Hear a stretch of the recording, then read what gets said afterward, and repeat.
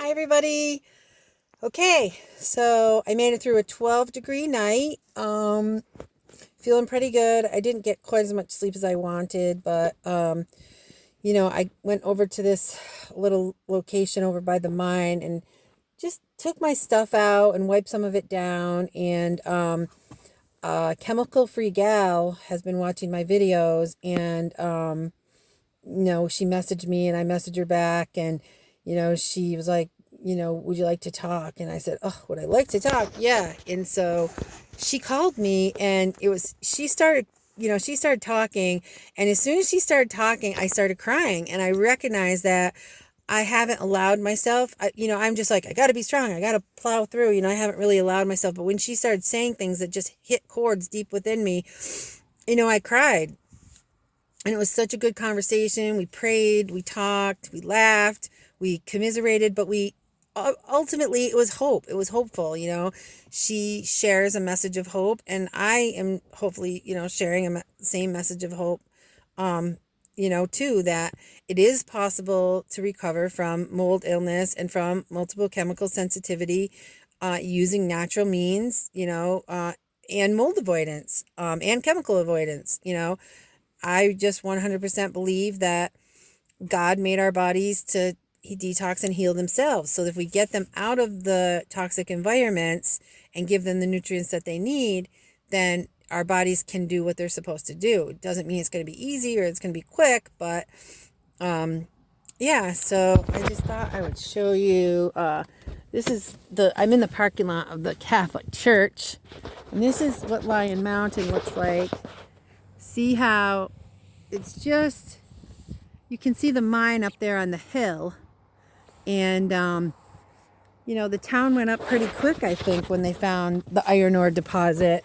And,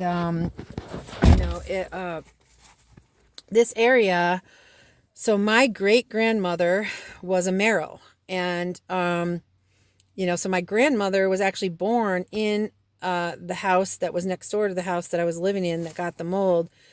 So it's a generational thing, this is my roots. This is where I'm from. My father was adopted by his stepfather, but his biological father was a miner from the mine.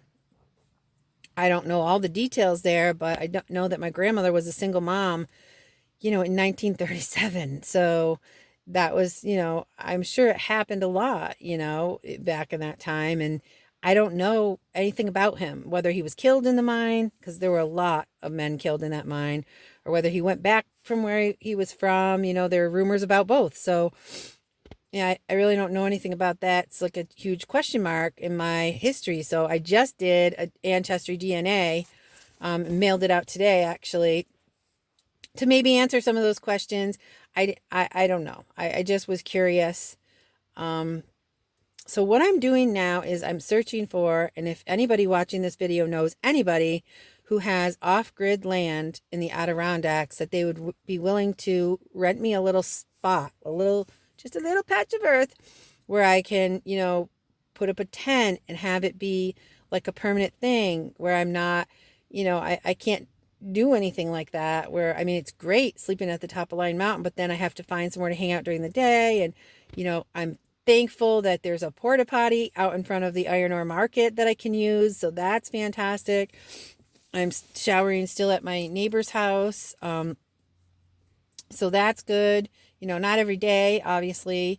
Able to get ice at the store for my cooler.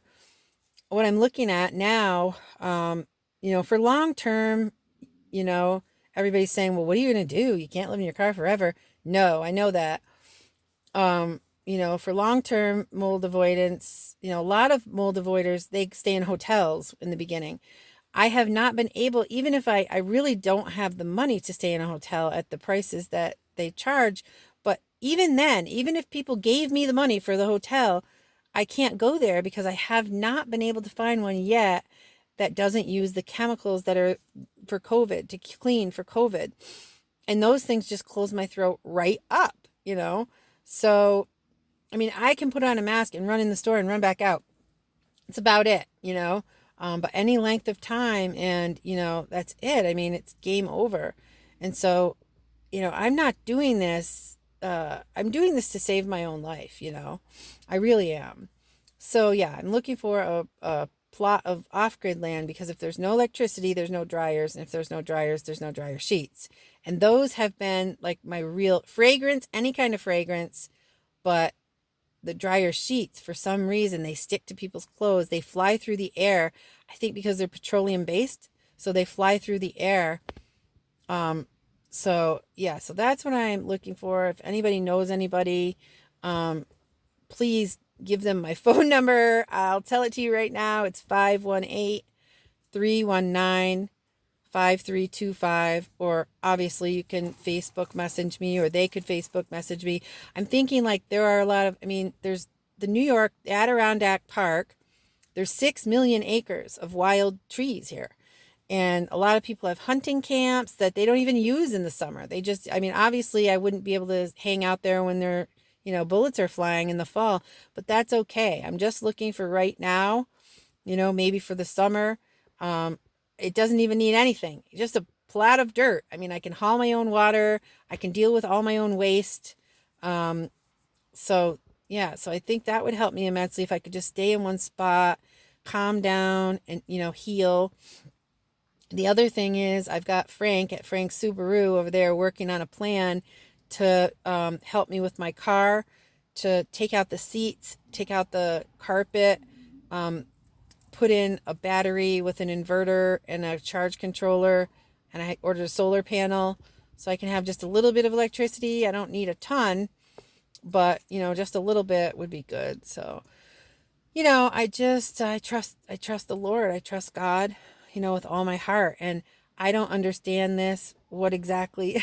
I do believe though that I'm learning about his mercy and his provision and his love in a whole new way than how I ever have experienced it before. And when I think about David, his own son was chasing him, right? He was living in caves trying to hide from his son who was chasing him and wanting to kill him. And, this is not for God's people.